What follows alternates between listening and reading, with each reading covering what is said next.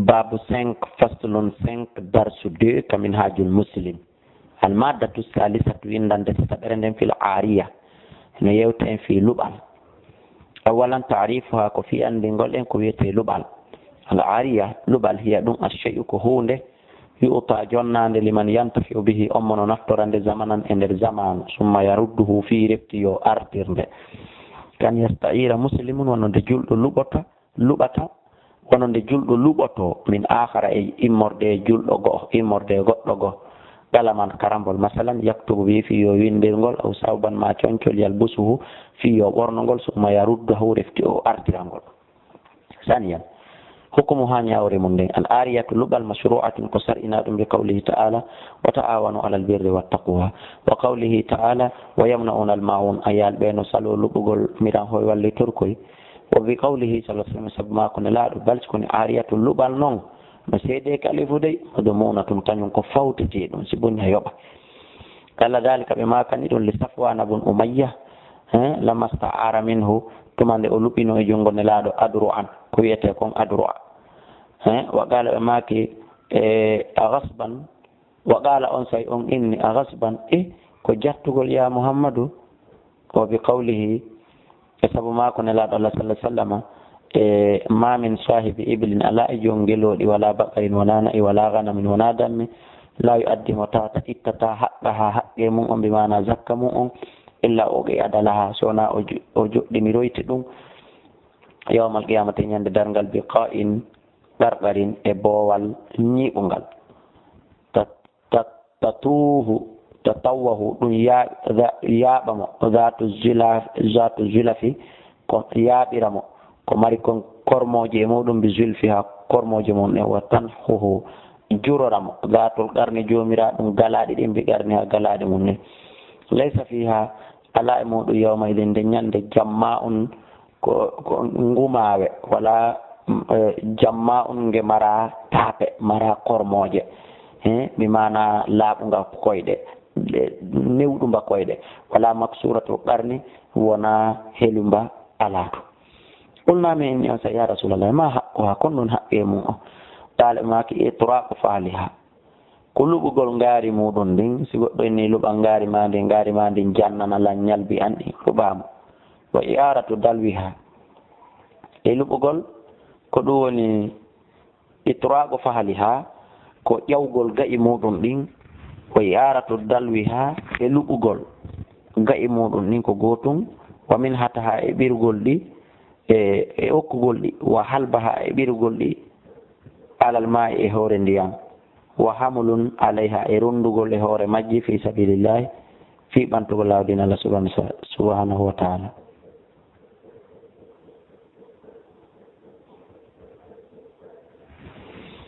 wa hikmuha nafoore mum nden al istihbabu ko yiɗegol na forcé li qawli ta'ala wa ta'awanu alal birri wat taqwa wakat takunu gomɗino laato luɓangal kenen ngo wajibatan waɗɗi ɗum ala man ittarra ilayhi faade on lorri torɗo e muɗum tawɗo haaji makko sottata si wona luɓama ɗum ɗon muslimun julɗo fi isti'arati e nder luɓagol shay'in goɗɗum minal asya immorde peeji wa huwa tawa kanko anhu gayi ɗum ɗon fi ghinan e o wata yondinade ko be ɗum ɗon fewndo on leer ɗon wa aqul muslim ta musidɗo makko julɗon fi hajatin ilahi woni ha to jinɗo ɗum ɗon hay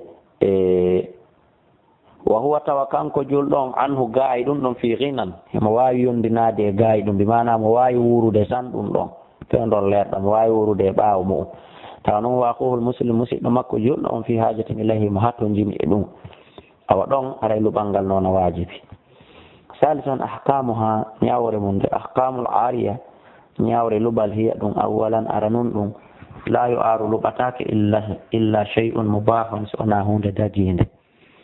fala tu'aru luɓal ala jariyatun e korɗo lil waqi fi yottagol mo luɓan korɗo ma o mi yiida e makko mbandi wala muslimun wona julɗo li khidmati kafirin fi kurkanagol kefeero ƴettugol julɗo naɓamo wona kurkadu o gollana kefeero ɗum ɗon kadi sellata walla tibun wona parfen aw thawbun ma coñcolli muharramin harmugol coñcol ko harmi ko ɓorne ɗum ɗon kadi sellataka luɓa goɗɗo ɗiɗ ko waɗi atta awn wallidirgol ngol alal ismi e dow bakka toon haramun no harmi li qawli ta'ala wala ta'awanu woto on wallidir alal isma e dow ka bakka to heɓoto wal udwani e jaggutugol. ثانيا إن اشترط ستيوني سرتني المعير لبدون الضمان فوتغول لآريته ونن لبانغال أو لبينغال ندو لبدما دون كونو نون كو سرتي نار نو ميجون نيرمانو سي بوني ايو بايدي دامينها فوتو دون هاري المستعير لبا دون إن أطلفها ستيوني أبونوي لقال صلى الله عليه وسلم المسلمون جلد على شروطهم هي هو سرتي مكدي ولا مستعينوني أو سرتي نالي hewre ko mi luwa ma kon si boni ayo bay tay o laalu mo lupi mo tun o fanki fatali fatu tawi boni ro yi luba don be doni ta'addin ko alda jaggutugal makko wala tafritin wona wel sindare modi haray don wala yajibu haray waddaki haray hana damanun fawtagol dum wali kawnihi sabulata gol makko yustahabbu ino ida damanuha fawtagol dum li qawli sallallahu alaihi wasallam sabna kun laado li hidani sa'ihi sabko be makani goto e sonna e makko ben en ala wolde indane وقد كسرت آنية طعام تيه مفوس ميران نيامته غدو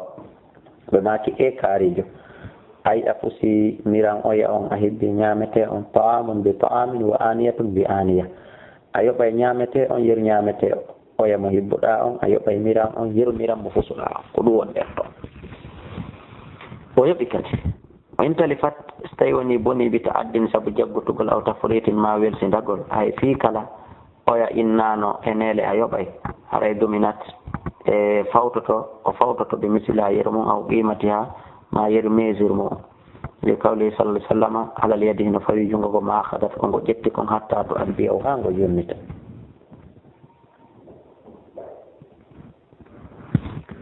sarisan tasabunu ala almusta'iri no fawi lubi don ma'unatul ariya dépense kon ko lubi inda raddiha de morukta dum كأن كانت ونند لا لا تحمل رندتاك إلا بحامل سوناكو هانا رندد تيناكو دوا وقت دارا وقتتاك أو بأجرة سيارة مالوين غل أوتو مثلا مثال سولو بما أوتو وانغل ونايا يو بروفيتا ودانغل تاسي اندركم لذلك صلى الله عليه وسلم على اليدين فيجونغو ما أخذتكم ويتكم حتى يؤدي وهانغو جلنتكم رابعا لا يجوز لغان تاكل للمستعير لبعضهم أن يؤجره ندو لوينتا ما استعاره كونكو لبي أما إعارته أما نون قلت أما نون لبين قول مكو كانكو كدي غو فلا بأس إلا على إن كان سلات كي يتحقق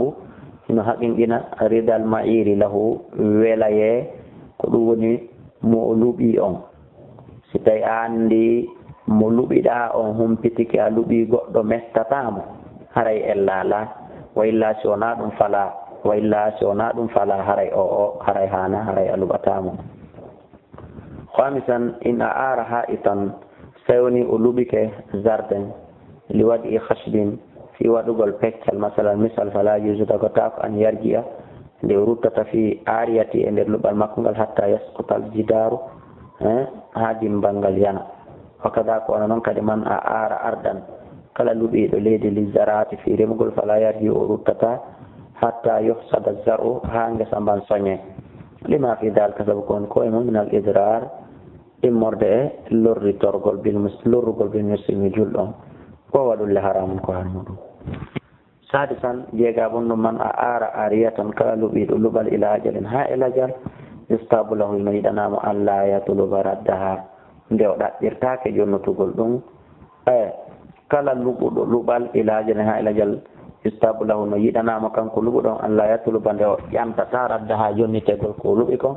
illa ba'da nihayati ajal sona bawtin gol la jangal madama o anno datu mi lubi ma hanyalande kari ara hana ka o janta bi nyalande kari hewtaari fabi anna yabunnu kayfiyatu kitabatiha yandi dum do kadi no landi windegol ko dum woni lettere modum windugol resi mbadi no letter mum on windirte non be adi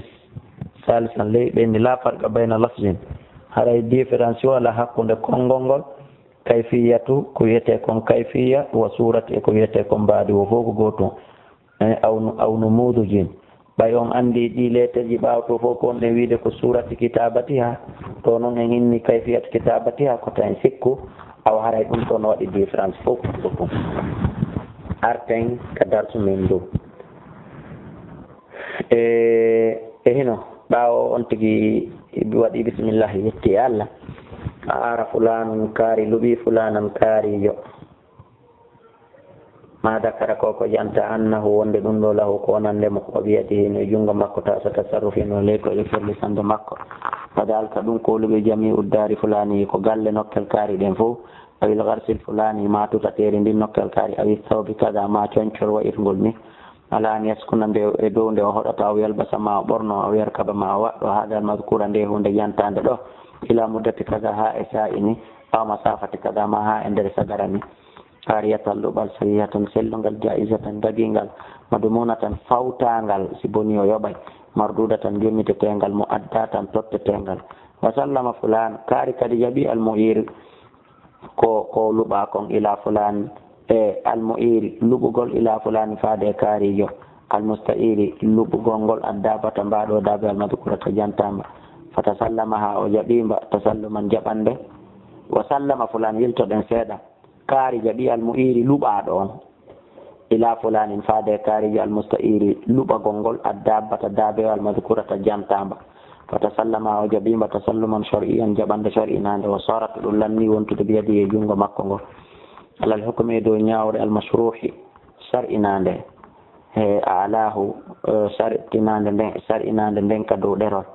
babila jaɓande jaɓi kullum goto kala min huma e maɓɓe kamɓe ɗiɗo dalika ɗum ɗo min al akhare e jungoyo qubulan shar'iyan jaɓande sar'inande wa dalika ɗum bi tarihi kada koye nder datu kaarijo almadatu rabi'atu windande neɓere nde fil ghasbi yewten fi jattugol ɗum ɗon noon waɗatake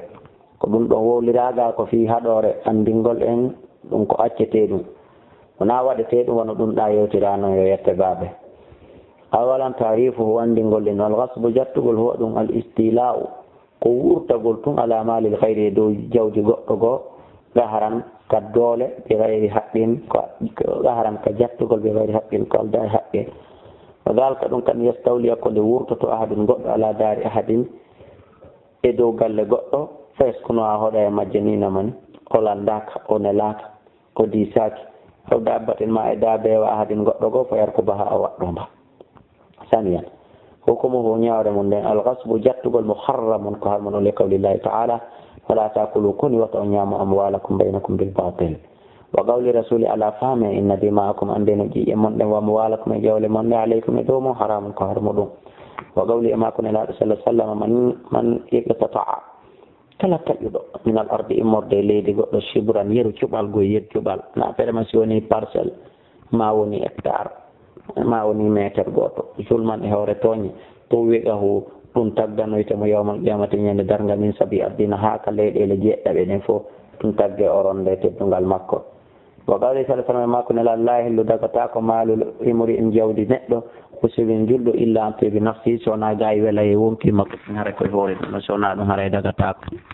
salisan tataɓum ɗo ahkamuhu ñawoje mum ɗe ahkamul ghasbi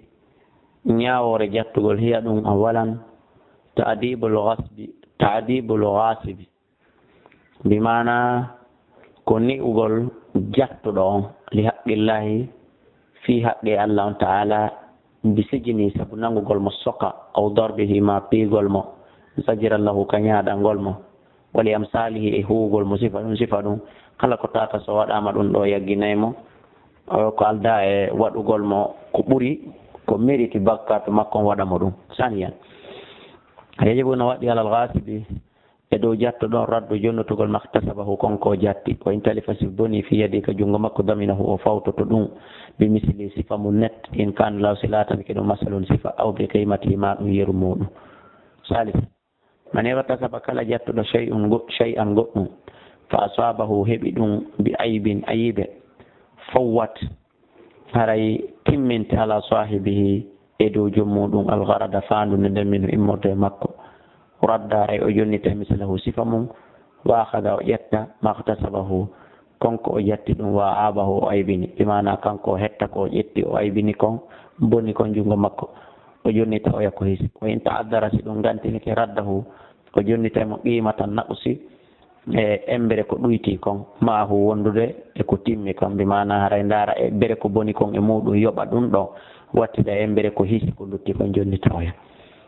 nawati ɗum sifi goɗɗo jatti ñaami o nanngama o piyama ma o sokama haray gasi haray jatta ɗon hettay ko tuma jatta ɗon hetti ɗum ɗon ko jonnutugol jatta ɗon tooñe makko ɗen refti noon hannde kadi laamu ngun e imamu on ka diina waɗa oɗa ko hanndi e bere bone mo o waɗi on waaɓi annaye ɓum ɗum gallatul mahsubu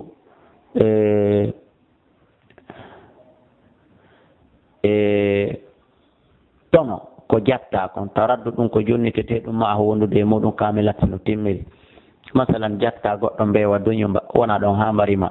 si mbarimi mbewa mban e ko mbarimi kon fof ko jonnitete ɗum masalan tun wiwɗen wadalika ɗum kani tajil hayawan a wi ɓe addi misal ngal goy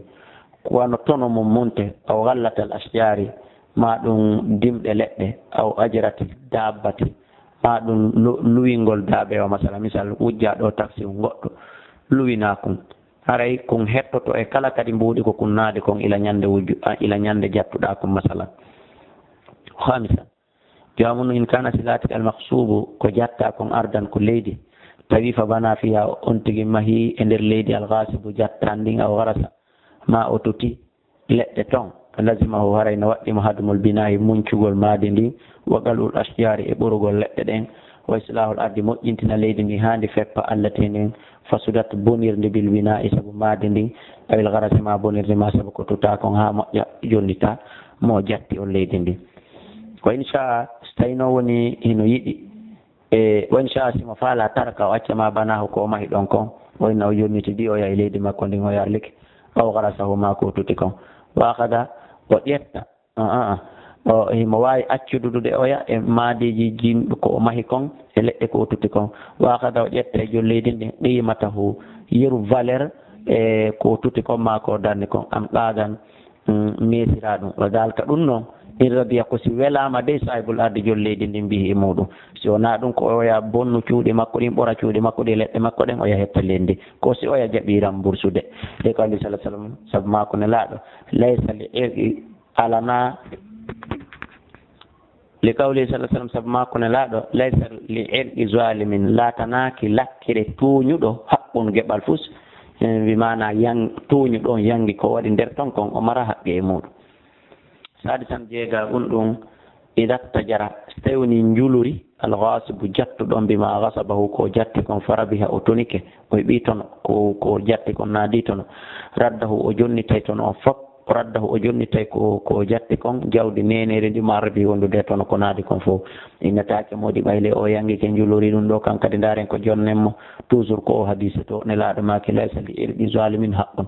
laatanaki e lakkere batte lakkere yangiɗo batte yangi toñuɗo on o mara batte coggu yangi makko fusner ton o mara haqqe sabiyan jeɗɗa ɗum ida htalafa si lutonir algasibu jattuɗo on o sahibu chey e jom hunde jatta ndenen fi qimatel mahsubi e nder embere ko jatta kon aw sifatihi ma sifa mum on fal qawlu konngol ngol qawlul gasibi ko ƴettete ko konngol jattuɗo on biyaminihi wondude wondore makko illam yakun hunaka so tawi woni laataki ɗon bayinatun ɓangande li sahibi cheyi wonande jom hunde almahsubi jattande nden so tawi woni jattaɗo mara dalil e seede ko holli ko ɗum ɗo jatta hara joni ko jattuɗo on ko konngol on ɗon ngol ƴettete wondude e daragol makko wonda wiya wallahi ko ɗum ɗo mi jattimo saminan jeetata ɗum ɗum ma atlafa kala ko boni e mala gayrihi jawdi tana makko bi gayri idini sahibihi ko alda e ɗum aye joom muɗum wajaba ala yare waɗɗike mo kadi damanuhu fawtagol ɗum dalka ɗum ka an yuhuri kahu kono nde o sunnata jawdi goɗɗo aw yumasikahu ma o munca aw yaftaha baban ma uddita dambugal muhlakan sokingal aw qafsan ma o uddita aw qafsan ma ɗum bon fohum aw wika an ma ɗum sakuhum aw ribatan ma o hunta ko humi fa yatafallatu folto ma kana ko onno kon dakhilal bayti ka nder suudu sokindu awil qafsi ma ka nder sakuhum ma kon ko humi haray ɗum ɗon kadi ɓayna goɗɗum nilimo ɗum haray ɗum ɗon kadi o yoɓay tasiya jeene ɗum alkalbul aɓuru bariru ngatoru yufarritu e ndu yufarritu welsindo sahibuhu jommayr fi rabati e haɓɓugol ndu fa yakulu shaksan ndu ngata goɗɗo hara yajibu alayhi no waɗɗimo kanko joom bariru ndu ndamano fawtagol ɗum o yoɓay asiran sappa ɗum ɗum addabatu daabewa tursalu on tigi accitamba laylan jemma ronka hunde nayi makko ɗi ma dami makko ɗin fatutu lafsar andi yaaɗi halkoya ngesa goɗɗo ɗi ñamamba ala sahibi haray fawi ke jommum monteji ɗi damano fawtagol ngesa o yamban li kawli sallah sallam sabu mako nelaɗo allah o inna ala ahli l amwal ande hino fawi jomiraɓe jawle ɗen hifsu ha renugol ɓe ayna binnahari ñallal ngal wama afsadat kala ko ɗe bonnoyi noon billayli jemma fawo waray ɗum madmunun alayhim ɗum ɗon ko fawta ɗum e junngo maɓɓe ɓe yoɓay ñallal ngal kadi goye ɓe aynayi kono ɗon si yeehi bonnoyi ngesa goɗɗo haray oɗa kadi waɗɗimo aynugol ñallal ngal haray ɗon ɓe yoɓata kono noon ɗon kadi ɓe aynayi kono kikiɗe kansi bonoyi ɗe bonnoyi ɗon kam ɓe yoɓay alhaadi ashar addabatu daabewa biduni rakibin ko alda e waɗɗiɗo mba aw sa'igin ma soggowo tutulifu shay'an ba yahamba bonna goɗɗum fala damana fi aray fawtogol alay ɗum tawi ko ñalawma warri li gawli sallah sallam al ajma'u ɗiɗo mummonteji ɗiɗo boneji ɗiɗo ellaji jubarun ko heɓɓeteɗi tun imana sabu pertagol yaafo ay hadarun ko mere batilum ko mere wa kada kono noon in kanat silatike markubatan ko waɗɗa ɗum wattala fat bonniri birijili ha koyɗe mum ɗe harana hunduko par ce que koye ɗen ɗen andi ko ɓawo woni oyano waɗɗi ka hakkunde mo fewti yeeso ko hunduko kon e yeeso ngon o wawi contrôle te gawli sallah sallam rijulul ujama'i koyɗe ɗiɗo waɗɗaɗi e nele jubarum ko mere amma ma tutlifuhu amma noon kon ko waɗɗa ko bonniri ko mbi fami ha hunduko mum kon o biyadi ha ma juuɗe mum ɗen ko ɗum woni koyɗe yeesoje ɗen haray ɗum ɗon famadu munum ko fawtete ɗum e junngo waɗɗiɗo ida kanat silatke markubatan ko waɗɗa ɗum haray ɗon ɗum ɗon ko fawtete ɗum par ce que ko waɗɗiɗo mo suti hunduko mum kon e mo wawi contrôle de hunduko ko waɗɗi kon ay koyɗe yeesoje ɗen hara o jaɓali rewa ka foñ ka ngesa oya ma hara o jaɓali mba uggino mba ruppita ngesa oya mba amma koyɗe ɓawoje ɗen si bonni goɗɗum haray ɗum ɗon o waɗɗotako o fawtotako par ce que o wata contrôle de koyɗe ɓawoje ɗen o yi musidɓe julɓe islam o hunde ala ko accino sifi fo muɗum weetini yo Allah nawina en gollitirgo islam on o famina en darsuji men ko wonɗe janngude kon o waɗana en barke ɓiɓɓe ko wonɗe jiidade kon ya Allah wallahu ala wa